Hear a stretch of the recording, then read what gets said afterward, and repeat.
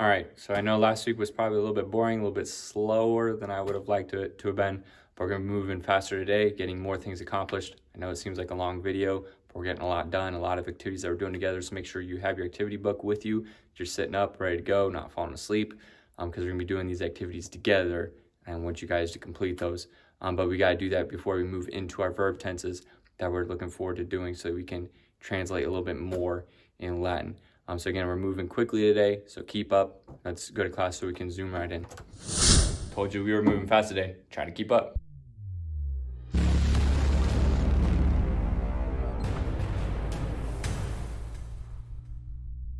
All right, girls joining us. Remember that we can never go wrong with a little bit of review as we continue to build on top of things. Remember that if you don't have that solid foundation and you continue to build on it, it's not going to last very long if you got some cracks in there. So hopefully this review helps fill in those cracks, helps continue to keep that foundation strong. And then we'll continue to move forward with learning our verb tenses. Okay, so guys, the next 2 lessons, that's where we're going to be working on a lot. And that's going to do us a lot of good with preparing us for foreign language classes that we have to take later in high school. So let's get to it, and we're going to go over a couple of the activities that the guys did last week in regards to Horatius at the bridge.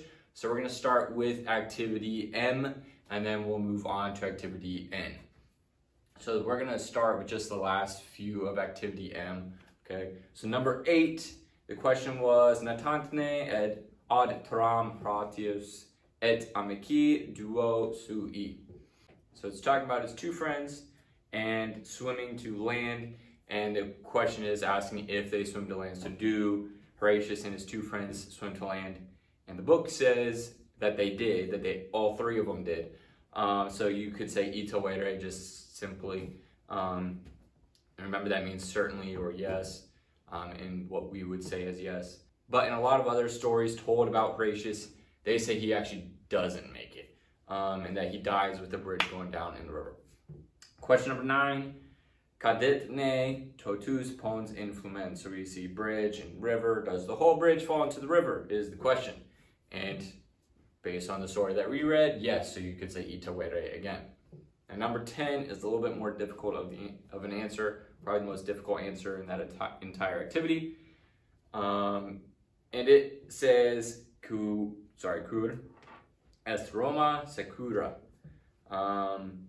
Not to be mistaken with Sakura Japanese steakhouse, but it's asking why is Rome safe. So I want you to briefly explain why Rome is safe based off the story, and obviously the whole point in the story is that the bridge collapsed, okay, it fell, they destroyed the bridge, and then the Etruscans had no way into Rome. So we could say without the bridge, the Etruscans had no way to Rome.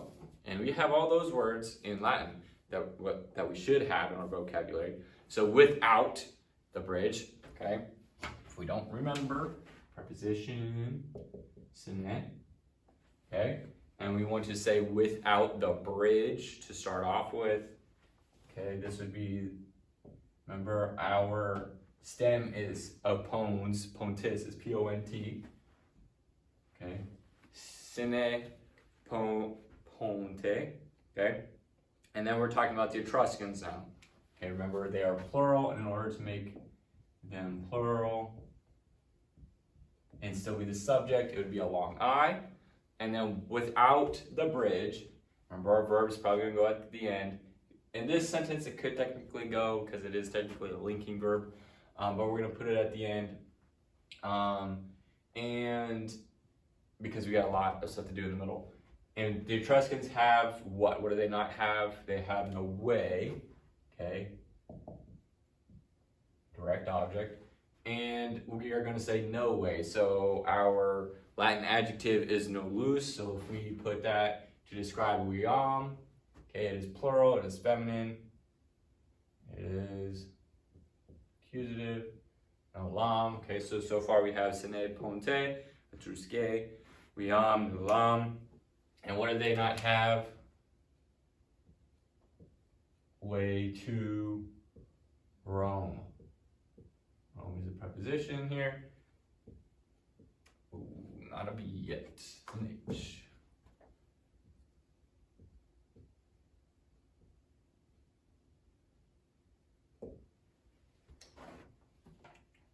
sorry, it should be plural because we're talking about the Etruscans here.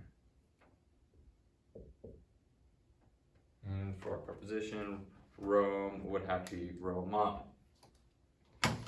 Now, moving on to activity N. Okay, so let me erase this so it's not distracting. Activity N should have been pretty simple as it was true and false. But at the same time, if you miss a couple words in the sentence, it completely changes it.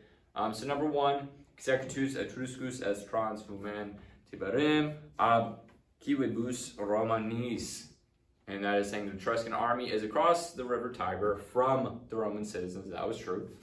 Number two, viri in executu Etruscorum familias Romanorum tement, which means the men in the army. Okay, so they're our subject. The men in the army of the Etruscans fear the families of Rome.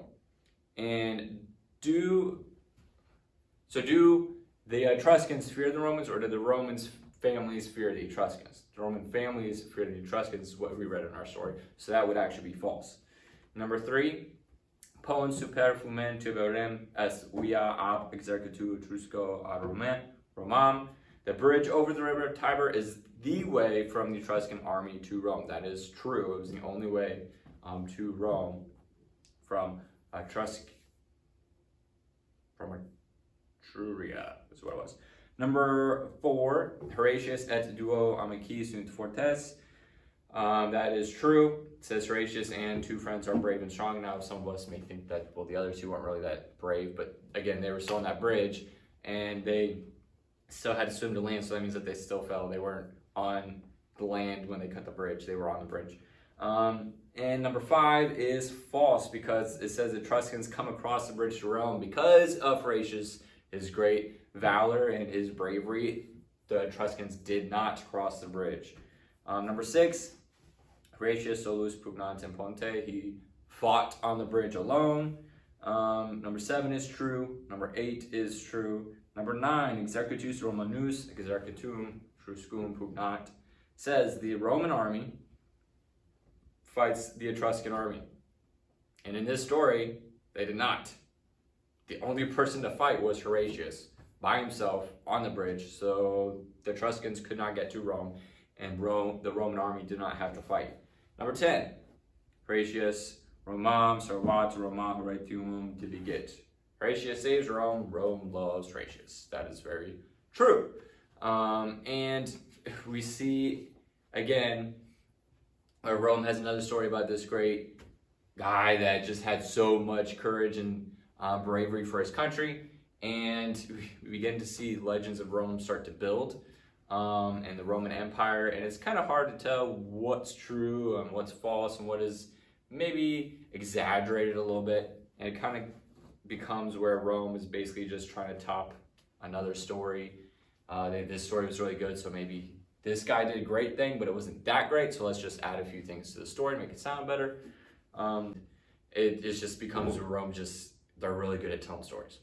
And that's one of the best things about Roman culture and Roman history is that there's so much documented things, there's so much fabled stories that it's hard to tell what's true and what's not, and that gives the people a lot of intrigue into Roman history. Moving on, we're going to skip activity O, and we're going to move to activity P. Now, in your book on page 178, the Magister says, your friends will turn to you for help when they find out that you have studied Latin. They will ask you the meanings of phrases and mottos. Do them a favor by translating and explaining the phrases whenever you can. And the next two activities are phrases that you should be able to figure out. For now, you're not asked to translate, only to recognize the meanings. English phrases in activity P and Q have no macrons because the Romans did not use macrons. Remember, we only use macrons to help us in the pronunciation. Now it says your friends will turn to you because you have studied Latin. Maybe, maybe not. But there are a lot of things that would help us when we learn Latin, and we've discussed those all year, both in Latin class and outside of Latin class. But for instance, we have the Virginia flag, okay? And its motto that's stated on the Virginia flag is Sic Semper Tyrannis. And you see this person standing over another dude, or a dude with a spear. The guy looks dead. There's a crown off to the side. And sic semper tyrannis, so we've seen semper before. When we hear semper fidelis, we think of always faithful. We know that one. So semper meaning always, tyrannus probably meaning tyrant, right? Okay, so you'd be correct on that one. So the phrase is thus always two tyrants. And it started out actually with Brutus.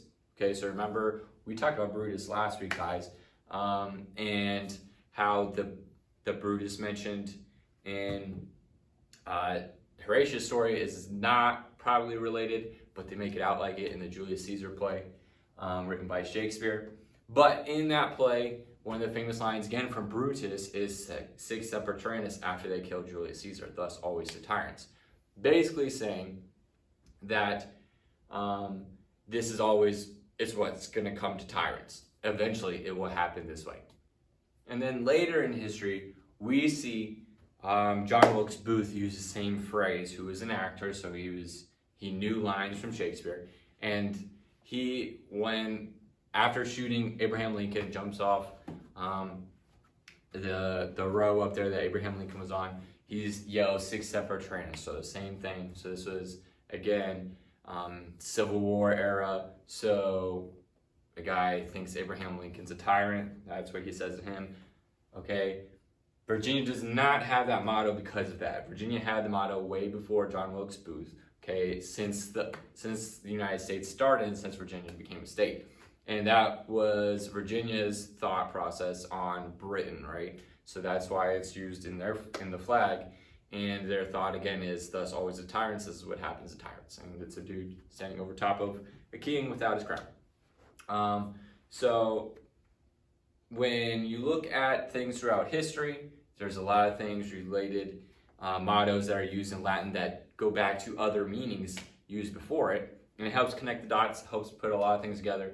So help you with that, and if you ever become like Nicolas Cage and you go and look for a national treasure, it will help you solve a bunch of clues, both with coinage and other mottos and other things that were said and laid out through history that not a lot of people would necessarily know today unless you're sincerely and seriously educated in Latin, like of course you guys are.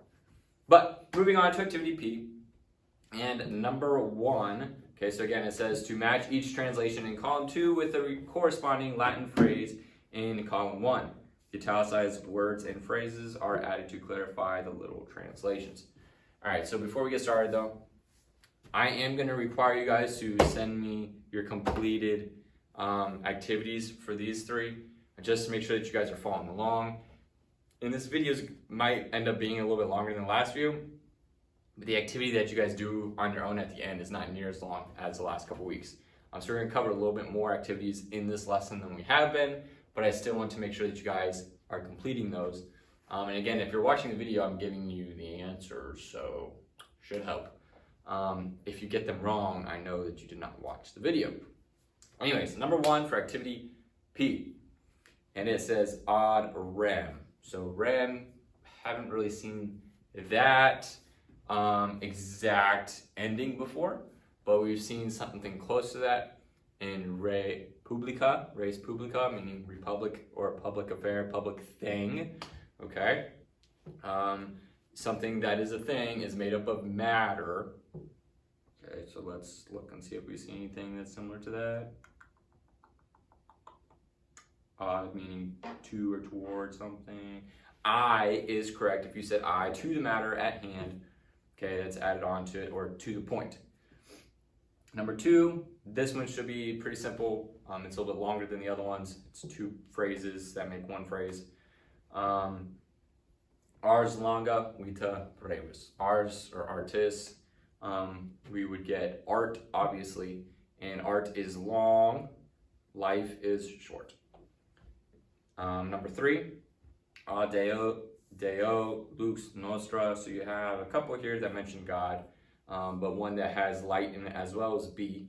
Our light is from God. Number 4, E, from that day. 5, ab initio. Okay, so that would be D, from the beginning, initial, beginning. Not talking about like your initials, but the initial start of something. Number 6 is see from God and the king, the other deo that we use in this activity. Number 7, ad multos annos. And that is H, for many years. Number 8 is J, referring to his fathers. Is used for he has gone to his fathers. So going with his ancestors, basically saying somebody has gone, they've passed on, they're dead, to be blunt. Ad patres, to his fathers. Number 9 is ad sum. Sum meaning I am, so I am present, I'm here, letter A. Number 10, ad verbum, and that is F, to the word for word. That one you may see more than most of those other ones in activity P. That's probably the most common. Word for word, this is what they said, ad verbum. Activity Q has a few more that you might have heard already, or you will see later in history and just maybe science, biology, the way that we talk about things. Number 1 is agnus dei, and it's the only one that's all caps, so that one should give it away as well. But agnus, if you don't remember, it goes back quite a few chapters, and we only use it a little bit. That means lamb, okay? Dei being a form of God, deus, so the Lamb of God, letter E. Number 2, antebellum, or antebellum. Hopefully remember that bellum or bella means war.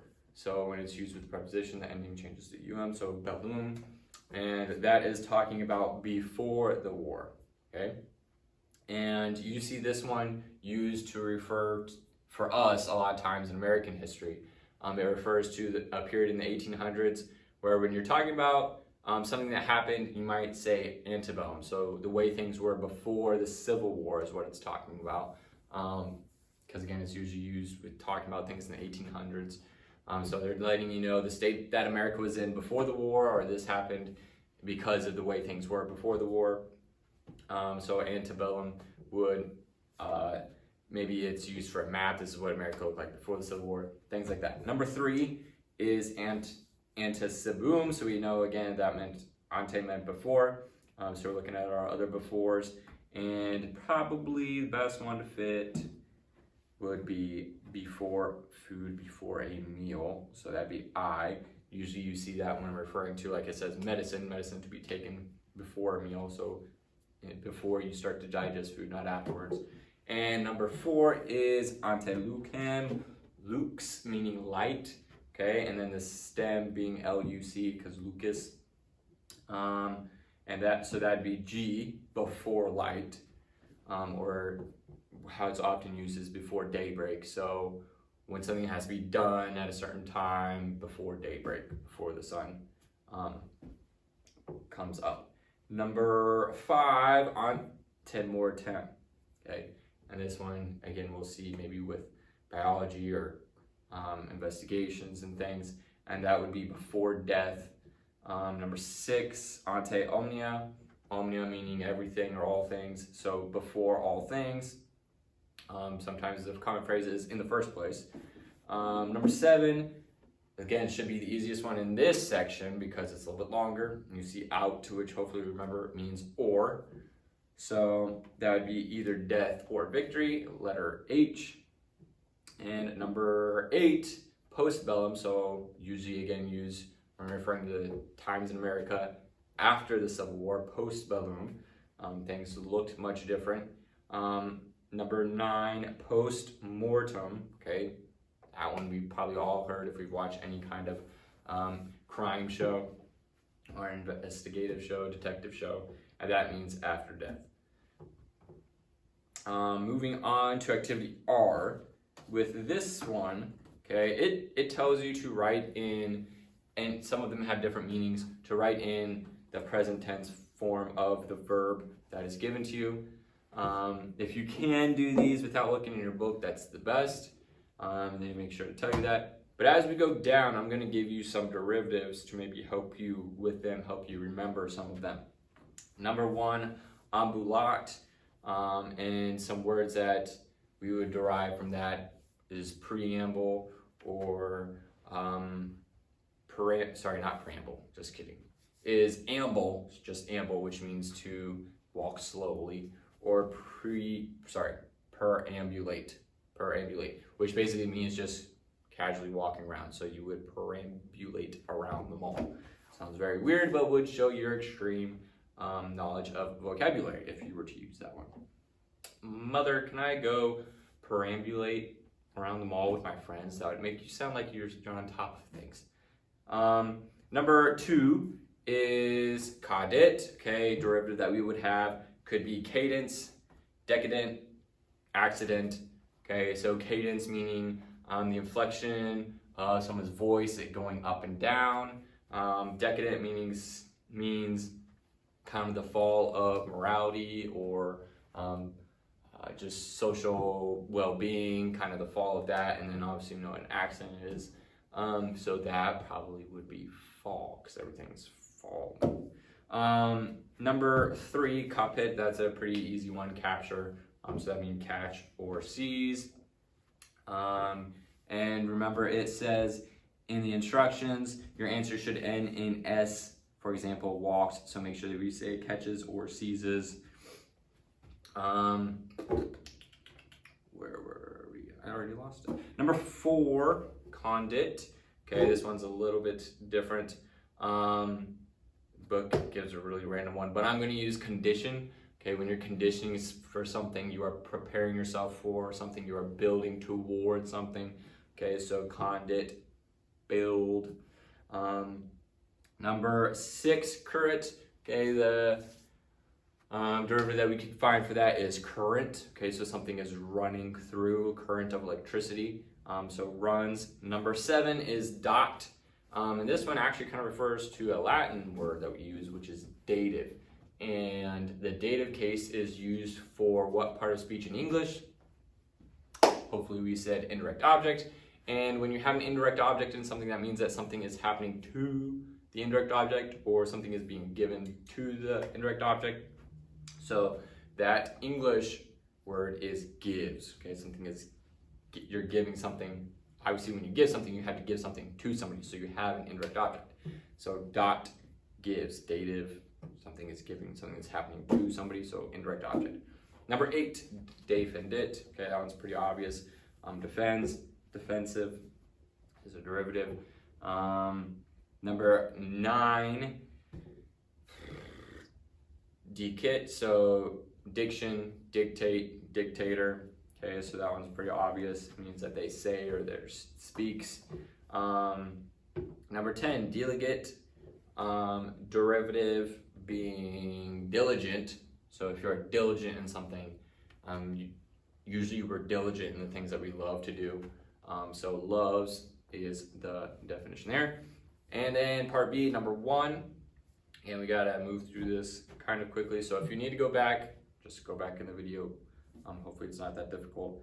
Or if you need me to just slow down, just pause it. Number 1 in activity B, this one's pretty easy. Disciple, discipline. Okay, so our verb is learns. Number 2, doquette. Okay, now docile means that you are, it actually means one or two things. So this could kind of either help or hurt, but it means ready to accept control or ready to accept instruction. Okay, so a teacher is ready to accept control of the classroom, or should be, but if you are learning something, that means that you are ready to accept instruction. Okay, so so don't get it confused with learns, disket. Okay, but ready to accept control. Okay, doquette, teaches. Number 3, habit, habitual. Okay, you have something, so has is the verb there. Number 4 doesn't really have one. Number 5, that one's pretty obvious. The verb means intends. Number 6, invent. So finds a way. Finds is the verb there. Number 7, we've talked about nautical things, but there is actually a word that we've probably never heard of it before. But when you think of an auditorium, okay, an auditorium is usually where you go to hear somebody speak or sing or whatever. But there's a large group there to hear something, right? To hear. Audit means to hear. So and again, this word's pretty weird, but not tatorium is where somebody goes to swim. So a swimming pool, technically, I guess if it's like there's bleachers around it, people watching, it's called a natatorium, I guess. But it's a swimming pool, place to swim. Number 8, nakat. Enter this sign. Okay, so this one, INTERNECINE. Okay, long word. But that basically means somebody that's a state of fighting, a state of, its literal definition is destructive to both sides in a conflict. Where were we? Number 9, ostended. So somebody is ostensible or ostentatious. Okay, they shows. Number 10, pasture is the one the book gives. And usually in a pasture, there's animals feeding on the grass, so feeds. And part C, not as many derivatives in this one, but number 2 is pugnacious, somebody that's always like eager to fight or quarrel or argue, so fights is the verb there. Number 3, sedentary, something that I'm sure most of us are trying our best not to have a habit of being sedentary. So sits is the verb there, obviously. Number 4, serwat, not a direct derivative, but we can see that in conservation and preservation. So somebody's trying to save something. So it's pretty direct, but not exact spelling at the beginning. It has prefixes and things attached to it. Number 5, stat means stands, something that's stationary, or status of something. Where does something stand at the moment? What's the status? So stands. Number 6, number 7 don't really have derivatives. And then number 8, timid. Okay, so fears is our verb there. We go all the way back to, I think, chapter 1 for that one. All right, and go ahead and open your activity book. So activity A, set that off to the side. And then go ahead and flip your textbook to chapter 14. So we've just been studying about the growth of Rome and the early Roman Republic. And at the very early stages of the Roman Republic, there are not a lot of too friendly people to Rome, especially their neighbors. They were not too happy, too excited about Rome expanding. And so they had a lot of enemies. So we see a lot of battles, a lot of wars with Rome. In order to talk about battles that happened in the past, we have to be able to talk in past tense. So we're moving on to that past tense form with our translations and things in Latin. So we talked about Horatius and his bravery on the bridge. You can imagine the guy by himself on a bridge fighting against the entire army of the Etruscans, and it's probably like any other classic Roman era fight scene, basically, where he starts off with a sword and a spear and a shield, and he's taking a couple guys out with the spear, and then he eventually chucks the spear at it. Somebody gets rid of the spear, and then he's using his shield, and there's all these arrows stuck in his shield, and eventually his shield breaks, and then he's just got the sword to take people down. In the meantime, they're trying to cut down the bridge while he's trying to hold off all these people on the bridge, and he eventually goes down with the bridge. But that keeps the Etruscans from invading Rome. And again, this is the early stages of the Roman Republic, so Rome is trying to expand, but because of that event and keeping Rome intact, now Rome is able to work on expanding, and it ends up having even more enemies. We see in the book where it starts talking about the Samnites, and the Samnites and the Romans had 3 major wars before they finally signed a treaty. And after the second war, when the Samnites beat the Romans, they had the Romans that were captured walk underneath what they called a yoke. And a yoke is something that you see used on oxen, not as much anymore, obviously. but it was used to control the oxen. The oxen did not have free will. The oxen kept them together, kept them in line. That's what the yoke was used for. And so their picture here, their symbol here, was that now you are walking underneath our will. You no longer have your freedom. You have to be submissive to what we want you to do. And they ended up fighting again, and Rome ended up having the last word when it came to the yokes. And so they made the Samnites then walk underneath the yokes, or the makeshift yokes that they had. Instead of actually having a real heavy yoke, they just placed spears as a symbol of a yoke, still using that symbolism. And then they made a treaty, but the treaty didn't end up lasting, and they ended up going and fighting the Samnites again, but they also were fighting people on other sides of Rome, and the Roman Republican, that was the Etruscans, which we already talked about with Horatius, the Umbrians, and the Gauls. And that's who they fought initially when trying to expand the Roman Republic, and then once they got past them, they started expanding more, becoming the Roman Empire. But early on, talking about these battles and wars with the Roman Republic. With regards to page 183, we're going to go over the couple questions there. Should be relatively simple answers. If you look at the middle of the page there at 183. First question was, Eratne res publica magna aut parvat primo. Remember, out means or, so we have an either or question here. Was the republic large or small, and primo meaning first? Okay, so was the republic large or small at first? Obviously, it was small, so erat was, we know that word in past tense, erat meaning was, erat parva, republica, so it is feminine, so then parva is used instead of parvus. Eratne victoriae Romanorum faciles aut durai. So again, either or. Facilis meaning easy, duru meaning hard. So was what? Easy or hard? Roman victory. Obviously, because it took them 3 times to beat them before they signed a treaty, and then we're still fighting the Samnites. Obviously, it was hard. So you would say erat durai. Next question, ambulatne, so meaning walks again, but it's asking a question with ne. Ambulatne Romani sub iogo. Did the Romans walk sub under the yoke? Okay, yeah, they did.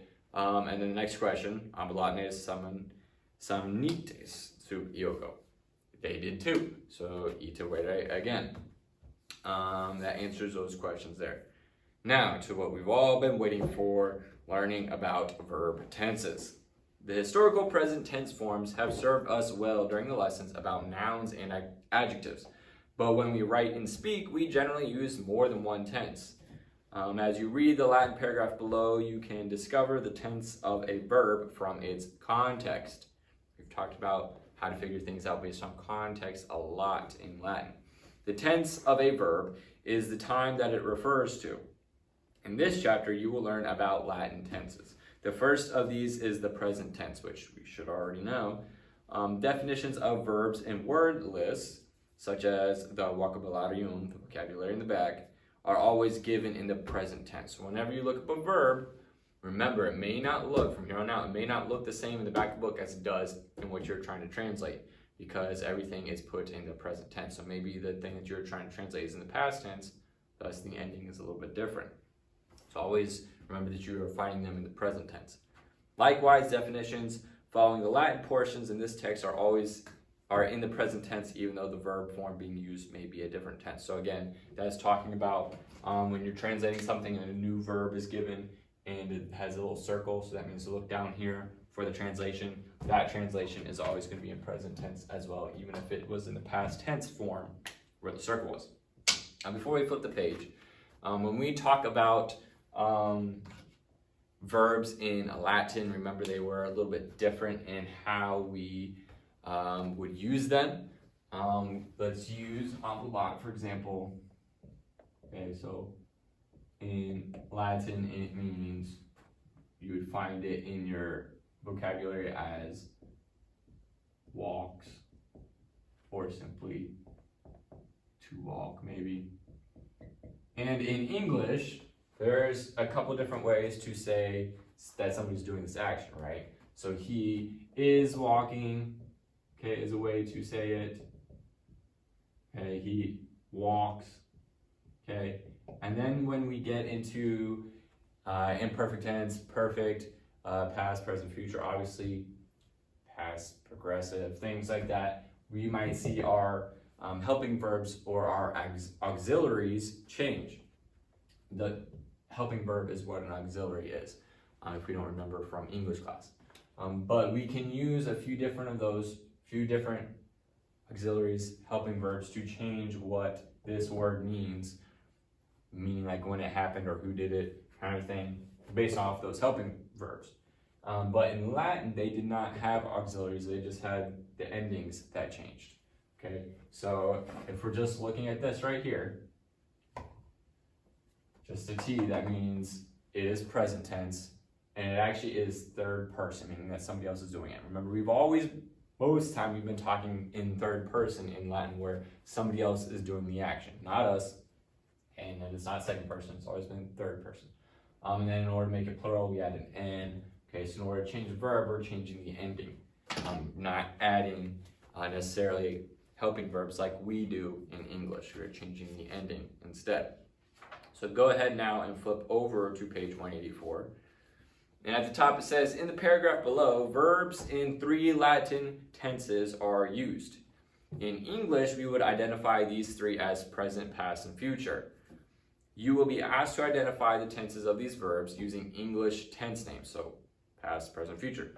The context will make the tenses perfectly clear. A few of the new words are not defined for you because the context and familiar English derivatives make the meaning obvious. Bella is a neuter plural noun that means wars.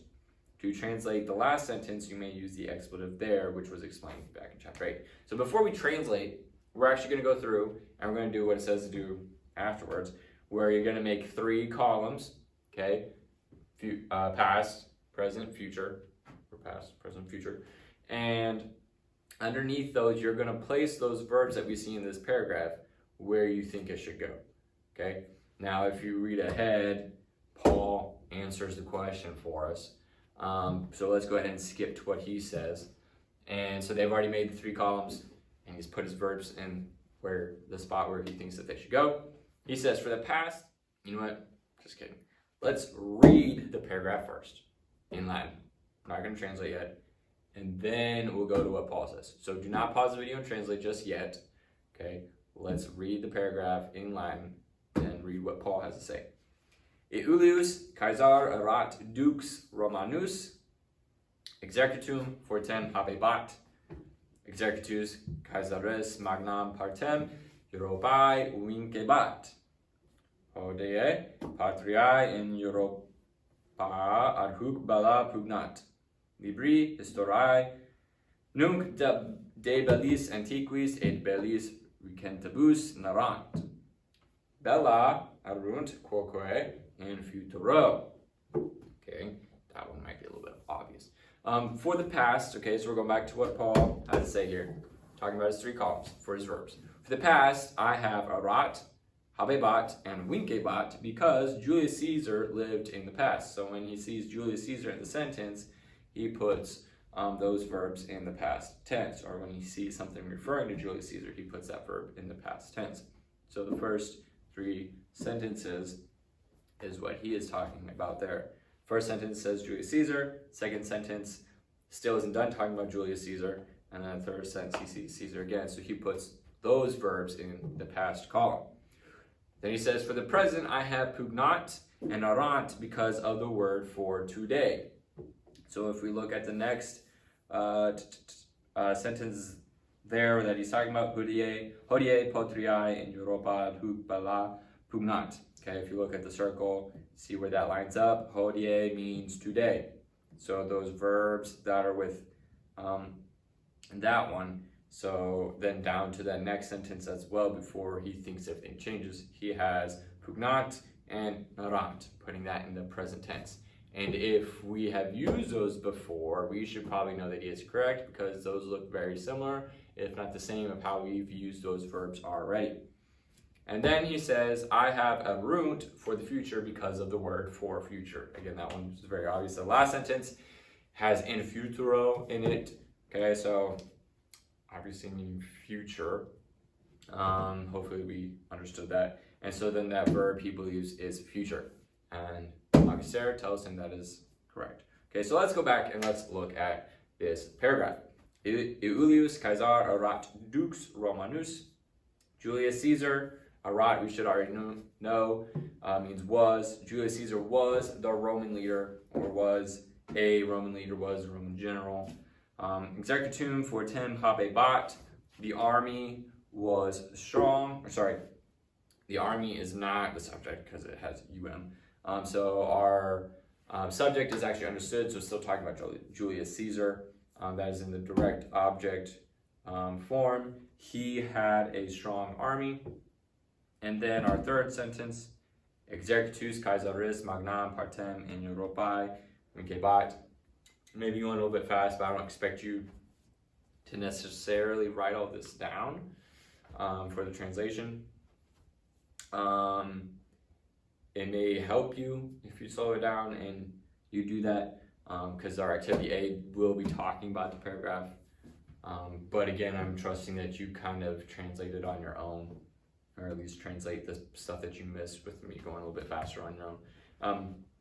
Hodie patriae, again, in Europae ad hoc bella pugnat. Sentence before that, exercitus Caesaris magnam partem Europae vincebat. And then you see exercitus Caesaris right behind it, so Caesar's army, vincebat. Vincebat, so meaning conquered is what we get from vincat. Caesar's army again, so we're talking about Caesar, so it's in the past. Caesar's army conquered, and then we see magnam. Okay, remember that for the size usually. So we're talking about that going with Europae. It's describing Europae, not Caesar's army. So Caesar's army conquers a large part of Europe. Then we go to Hodie patriae in Europa hoc bella pugnat. Today, countries, because patria is in the plural nominative form, so it is plural. Today, countries in Europe, and then you look at ad hoc again, still is what ad hoc means, still fight wars. Today, countries in Europe still fight wars. That one should be relatively easy to decipher. Libri historiae nunc de bellis antiquis et bellis recentibus narrat. So we have libri historiae, and we have libri, not meaning freedom, but meaning one of the first words that we learned, book. Okay, but it is plural. So that is our subject. Okay, it's just plural. And then you see historiae, so it's probably going to be possessive. So books of history. History's books. And then we see nunc meaning now. So we probably need a verb coming up now. History's books, books of history. Now, and what does narrat mean? To narrate something, so to tell. So books of history now tell about, okay? That's what day, one meaning that day could be. Tell about ancient wars and recent wars. Books of history now tell about ancient wars and recent wars. Bella, erunt, quoque, in futuro. Wars, also in future. So what do we think our verb, that is very similar to a rot that we've seen. If it's going to be future, and we're talking about things happening in the future, wars will also, because quoque will also be in the future. There will also be wars in the future, because remember, it said to use the word there that is understood in that sentence there, as that's the last sentence. So there will also be wars in the future, is that last sentence. Now let's go to activity A. And it says, give brief Latin answers to these questions. Some of your all's favorite instructions are give brief Latin answers. Basing your answers on the Latin paragraph entitled Wars. Put each noun and adjective in the case it would be if your answer were a complete sentence. So again, if we're going to be using a verb, we need to look, how do I need to use this verb? What's the question? Is it dealing with something in the past? Is it dealing with something in the present? Or is it dealing with something in the future? We need to know that when we answer these questions, if we're going to be using a verb. Number one, we'll do that one together. Who was a Roman general? Should be pretty easy. Make sure you spell it correctly based off of what we saw on page 184. Number two, what kind of army did he have? Okay. What kind of army? Not Roman. Okay. Basically, was it a weak or strong army? Should be able to find your answer on that. What did Caesar's army do? Give you a hint, wink a lot. You need to use the verb. Make sure you use the correct tense of the verb. So that one might be pretty close to a full sentence. Number four, what do many countries in Europe still do? You can shorten that sentence, but it'll still end up being a sentence. Maybe only a 2-word sentence. Again, use the correct tense because it says still do, so we're talking present tense there. And make sure that you use plural because it says countries. Number five, what wars do books of history tell about? Should be 2 answers for that one. And then number 6, will there be future wars? Okay, we know a simple way to answer that one, but use the verb in there if you can. So if I were to say, will you watch this video? And you're going to answer me, yes, I will. Okay, you can still say yes, but still say I will. Don't answer I will for number 6. When it says, will there be future wars? Don't say yes, I will. Okay, so don't use that direct answer, but I'm giving that as an example. Hopefully our minds are working for that one. So activity A is the only thing that you have to do by yourself. So definitely should not take us a whole lot of time. I know the video again is probably a little bit longer maybe, but short activity. So that's why the video could afford to be a little bit longer this week. But we need to make sure that we understand that when we use past tense sentences that we need past tense verbs, same with present and future.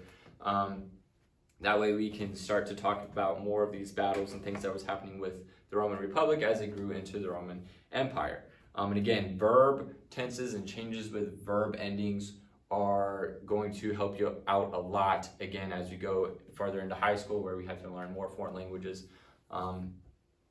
Learning verb changes are going to help us because you see those changes in other languages as well. Again, we are one of the few that use helping verbs to change the tense. They use most other languages, you change the ending, okay? One way that this will help us in futuro situations. So again, make sure you watch the entire video. If you didn't get something, go back, email me a question. If you need a Zoom or whatever, we can do that. And then just simply activity A, make sure you send that to me. Girls, make sure if you didn't do that, which I think most of you probably did, that you send it to Mrs. Ailstock. And girls, if you have questions, feel free to email Mrs. Ailstock as she's more than willing to help you. And we'll catch up to where you guys left off next week when we go farther into verb tenses and regular, irregular verbs and things like that, imperfect tense. So hope you guys are doing well. Again, staying safe, not giving in to all the other craziness that's going on all over the world, all over America. Is just a lot of people up against each other. Help us stay together. Hopefully, we pray each and every day for you guys. Pray for our country. Remember to pray for our country. Dark times can happen because of things like this, but could also bring people together. Help us to be a part of the helpful people and not the hurtful people, because there's enough of that going around right now. Again, just activity A, should not be that hard, and maybe we can try to get those in before like the end of Friday. because activity A is pretty short. But the rest of you 9th grade, make sure that we're looking out for Bible video as well. You guys have been doing pretty well about keeping up with those. I'd like to see a little bit better grades with quizzes. And based on quizzes with Latin, boys, after next week, be looking for a quiz over vocab from the end of chapter 13, page 180. I'm trying to make it as simple as possible, but there's some words there that you'll need to know. We'll be more specific about that next week to help you study for that, as it's not going to be the entire list, but I'll help you out with that next week. But just some things to look forward to, some things that we got going on before we close out the end of the school year. See you guys next week.